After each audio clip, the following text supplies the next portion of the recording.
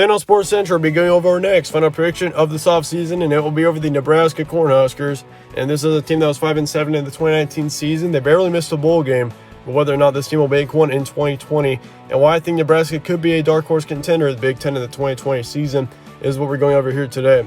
We're also going to be going over your returning production along with a full preview and prediction on every game on Nebraska's schedule heading into the 2020 season. And let me just say right off the bat as well, as you know, or as some of you guys know, I am a Nebraska fan, and so this is going to be, I can guarantee you guys here today, this is going to be a completely unbiased preview. I'm going to be looking at this team just as how I've been looking at every other team that I've previewed so far this offseason. So, as much as I'd love to give Nebraska a 12-0 record and call it good, I'm not going to be doing that in this video. I'm just going to be going over Nebraska in the same way that I have been with every other team that I've previewed this offseason.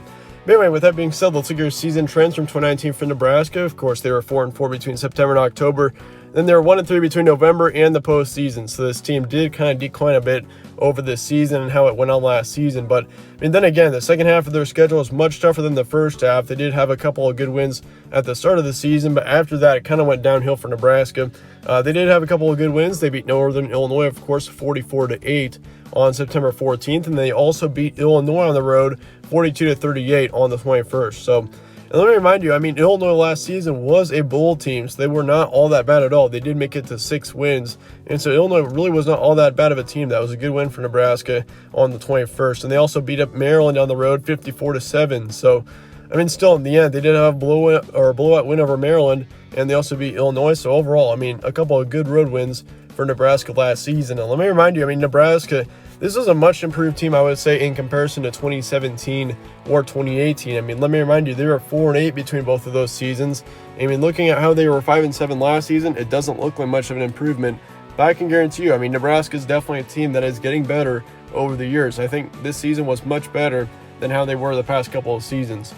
As far as your return production looks, though, you return your starting quarterback, Adrian Martinez, which is going to be a big return. However, he did have a bit of a down season in 2019. He had a much better season in 2018. However, last season he had 2,000 yards of passing with 10 touchdowns and 9 interceptions last season. And he also had a 59% completion rate. So, but overall, he was pretty down last season in comparison to how he was in 2018. But let me remind you as well, he was pretty injured for the majority of the season. So that's a big reason why Adrian Martinez was not as good as he could have been. Many people were talking about him coming into 2020 or 2019 as a Heisman contender. And the pressure was quite on for him to do a great job this season, and it didn't really turn out that well. But he did have a decent amount of rushing yards. He did have 626 rushing yards with an additional 7 touchdowns. So he is a major dual threat quarterback. That is for sure with Adrian Martinez. And I think if he can stay healthy, he has the upside to potentially be a top 5 quarterback in the Big Ten next season. He's got the upside, he's got the stats and the potential to do that. It's just a matter of whether or not he can play to that level. As far as the running back situation, you return your top running back, Dietrich Mills, which is going to be a big return. He had 868 yards last season with 10 touchdowns as well. So he did a great job for this team last season. It's going to be very helpful to have him back.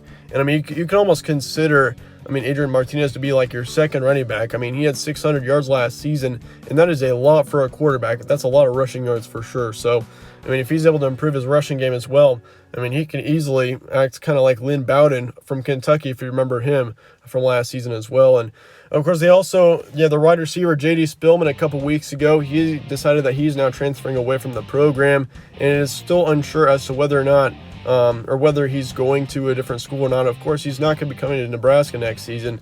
It's just a tough situation with him right now. However, you do return your second running back / your wide receiver, Wan'Dale Robinson, and he was a big player last season for this team. 793 total yards with 5 touchdowns, and he's very young as well. He was a true freshman last season for the Cornhuskers. He had 340 rushing yards and 453 receiving yards, so he really split up the rushing and the receiving last season. They do lose their third wide receiver in Kanawai Noah, which, he was a decent player for this team. He didn't have all that big of an impact, but he had 245 yards with 2 touchdowns last season. So, it's still going to be a wide receiver loss for Adrian, but still in the end, it's not going to be all that impactful considering he only had 250 yards last season. As far as the offensive line looks, it looks really good for next season as they return their entire offensive line. That's going to be a huge impact for Adrian Martinez as well. A big problem for last season was that he hardly had an offensive line. And that was a big reason why he struggled so much last season, was because he had no time in the pocket. So I mean, with that, returning your entire offensive line, that's going to be pretty big for next season. As far as the defensive line looks, you do lose one on there. But as far as the defense goes, I mean, it looks pretty good other than that. I mean, you lose one linebacker and one in the secondary as well, but that's only 3 starting losses on this defense. So really, this defense is hardly losing anything at all. I mean, as far as the offense looks, I mean, the receiving core is taking a couple hits with J.D. Spielman and kind of Wainoa, but in the end, I mean, still, this is looking like a really good team for the 2020 season. Yeah, they've got major improvement for next season. I mean, if you look at, once again, the returning production, and especially returning that entire offensive line, that is going to be very big for this Nebraska offense next season and for this team in general. Brings up the question, chances of Nebraska winning their division next season. I would say the odds of that are pretty low right now. I mean, you got a pretty tough division next season. You got Nebraska, but you also have Wisconsin and Minnesota. You can't forget about both of them. Honestly, my favorite would have to be Minnesota or Wisconsin to win the division next season. I mean, both of those teams are looking very good heading into the 2020 season. And I also think Iowa in general, Iowa's looking very good. I mean, they've got a lot of great returning production as well. So for Nebraska to beat out all 3 of those schools, I think it's kind of a push to say that right now. But Nebraska is definitely a team that I think could contend in that division, but I just don't think they've got the potential to possibly win it yet. I mean, they were pretty hyped up to possibly win the division in 2019 before the 2019 season, but I don't really feel that for the 2020 season. I think this team still has a ways to go as far as improving goes, and so I don't think that their chances of winning the division are pretty high, but I do think this team will improve next season. Brings up another question, is Nebraska a dark horse? And it's kind of tough to answer that question because, I mean, it depends on what's your definition of being a dark horse. I mean, if your definition of being a dark horse is like sleeping on a team, as far as even if a team is just expected to win, or you're expecting them to win 3 games or so and no one else is expecting that, I mean, that's kind of what I think of Nebraska next season. I think this is a team that definitely could make it to 7 wins at least. I mean, I think 9 wins would be quite a push, but I think definitely this is a team that should be able to make it to a bowl game next season.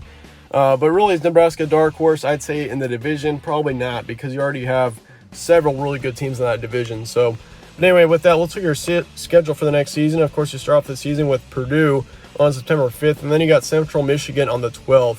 You also have South Dakota State and Cincinnati for the next couple weeks. So your non-conference schedule is honestly looking, I mean, it doesn't look difficult at first, but really, I mean, that is a difficult non-conference schedule. I mean, Central Michigan was a team that made it to a bowl game last season. South Dakota State always gives FBS teams problems. And then Cincinnati, of course, you can't forget about them. They were one of the best teams in the American Athletic last season. So, I mean, yeah, your non-conference is actually looking pretty difficult. The good thing is you do not have one of those games as a road game, or else you could have some trouble there. But it's kind of odd for Nebraska, too, is because, I mean, they start off the season with a conference game against Purdue. As far as your October looks, you got a tough road game against Northwestern. That game I do expect to be a tough one. I mean, Northwestern next season, I do expect to improve quite a bit.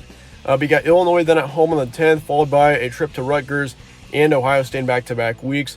Then you got Penn State at home on the 7th of November, followed by 2 road trips to Iowa and Wisconsin. Then you finish off the season against Minnesota. So, yeah, for Nebraska next season, the schedule is kind of odd. You start off the season, I mean, your first 7 games or so are definitely all winnable, I'd say. I mean, this Nebraska team could start out 7-0 next season. I mean, it's definitely possible for them to do that. However, those last 5 games for Nebraska next season are looking really tough right now. I mean, you got Ohio State and Penn State, 2 teams that I expect to be national contenders. And then you got Wisconsin and Minnesota for the final 2 weeks of the season, which, I mean, both of those teams I expect to be right up there to win the division. Then Iowa, you can't sleep on them on the road as well. So all 5 of those games are just going to be brutal for Nebraska. But here's what I'm expecting out of your September. I think you go 4-0 through your September, so you start off the season really well.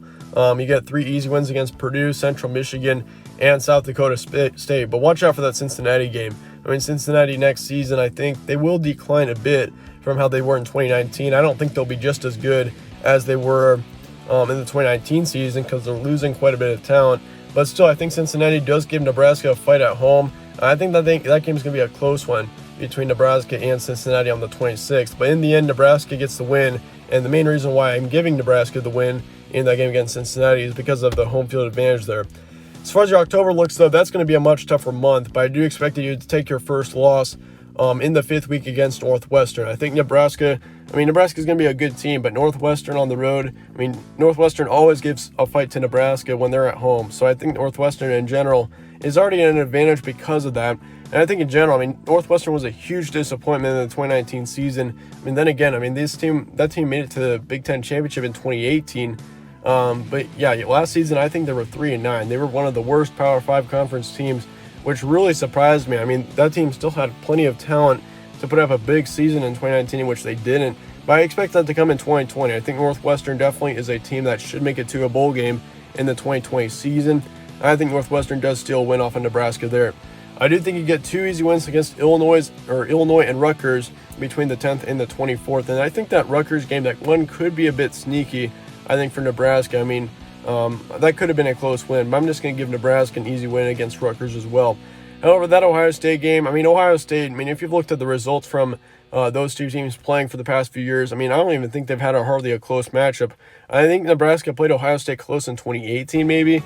But yeah, other than that, I mean, the games between these two teams have been just blowouts towards Ohio State. I mean, Ohio State's always beaten Nebraska, and especially with it being in Columbus, I think Ohio State, I mean, also being a team that's got Justin Fields, they've got a great offense, and they should easily be one of the best teams in the nation next season. So I've got Ohio State winning that game pretty easily against Nebraska on the 31st. But anyway, you go into your November with a 6-2 record, so that honestly is not all that bad. So I do have Nebraska already going to a bowl game, or being bowl eligible once you get into your November. However, your November looks really tough in my opinion. I mean, you got 4 really tough games in there.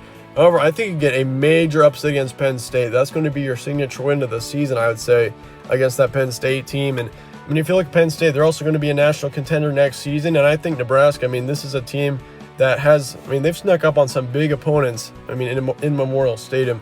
I mean, if you look at the past few seasons, I mean, they've knocked off several big-name teams at home. And so I think that Penn State game, that one's going to be close, and I think it's going to be very close throughout the entire thing. But I think Nebraska gets the win there in the end against Penn State, and that's going to be probably the signature win of the season for this Cornhuskers team. However, I do think you do lose to Iowa and Wisconsin in back-to-back weeks, both of those being road games. I just don't like Nebraska's chances of winning on the road after a couple of tough games against Ohio State and Penn State. And so I think you lose to Iowa, and I also think you lose to Wisconsin. I mean, Nebraska hasn't really played well in both of those stadiums either. I mean, it's been a very long time. I don't even think Nebraska's won in Madison yet against Wisconsin. So, I mean, yeah, that's going to be a tough game in general. But against Iowa, too, I mean, Iowa in November is not the place to be playing.